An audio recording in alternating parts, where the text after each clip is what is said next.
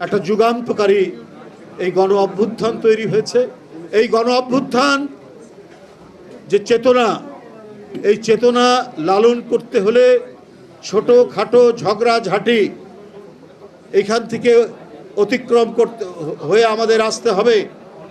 এটা যদি না আসতে পারেন তাহলে আবার কোনো চোরা গলি দিয়ে পতিত ফ্যাসিস্ট যদি উত্থান হয় তাহলে এই দেশে রক্ত গঙ্গা বয়ে যাবে।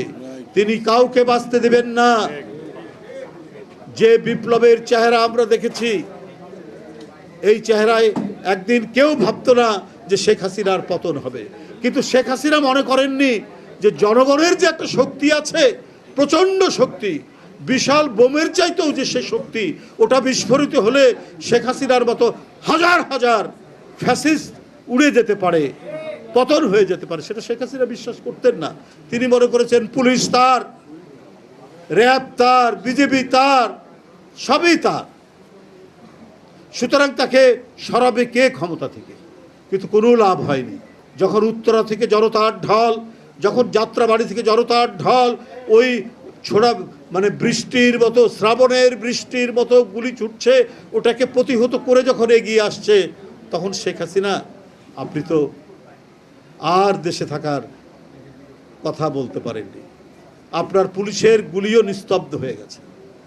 এই জাতি এমন এক সাহসী জাতি, অনেক দিন হয়তো নির্যাতন সহ্য করে, তারপরে যখন ঘুরে দাঁড়ায় তখন স্বেচ্ছাচারী আর স্বৈরাচারের কোনো ইয়ে থাকে না। তো সুতরাং আমাদের এই জুলাইয়ের চেতনা ধারণ করে কাজ করতে হবে। যদি রাজনীতির ক্ষুদ্র কোনো বিষয় নিয়ে মনোমালিন্য হয়ে ওটাকে বড় করে তোলার চেষ্টা করেন, তাতে কারো লাভ হবে না, আমি বলে দিচ্ছি।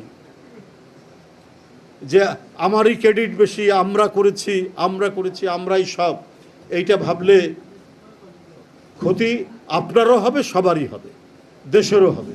দেশের সার্বভৌমত্ব, স্বাধীনতা, আপনি যে আজকে স্বাধীনভাবে কথা বলতে পারছেন, সেটা আর থাকবে না। যদি একবার পরাজিত শক্তির উত্থান ঘটে, এই দেশ চিরদিনের জন্য স্বাধীনতা হারাবে। আমি বলে দিলাম, এই দেশ চিরদিনের জন্য সার্বভৌমত্ব হারাবে।